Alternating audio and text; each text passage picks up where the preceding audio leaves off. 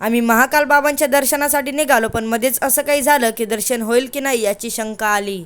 नमस्कार मित्रांनो, आज आम्ही सिहोरच्या कुबेरेश्वर धामचं दर्शन करून निघालोय उज्जैनच्या महाकाल बाबांच्या दर्शनासाठी. संध्याकाळी सिहोर रेल्वे स्टेशनवर पोहोचलो आणि थोड्याच वेळात आमची ट्रेन आली आणि बघता बघता रात्री उज्जैन रेल्वे स्टेशनवर लँड झालो. स्टेशनच्या बाहेर आलो तर झाडांवर इतके पोपट बसले होते की वाटलं त्यांनीच आमचं स्वागत करायला कमिटी बनवली आहे.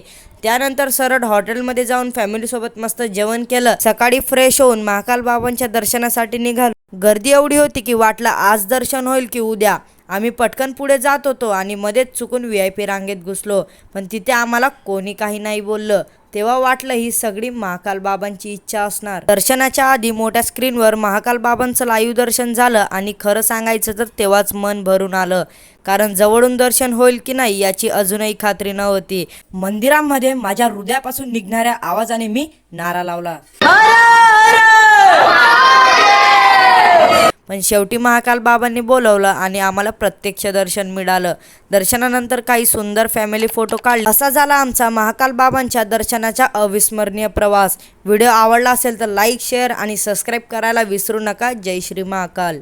महाकाल ज्यांना बोलवतात तेच उज्जैनपर्यंत पोहोचतात. बोलो जय श्री महाकाल.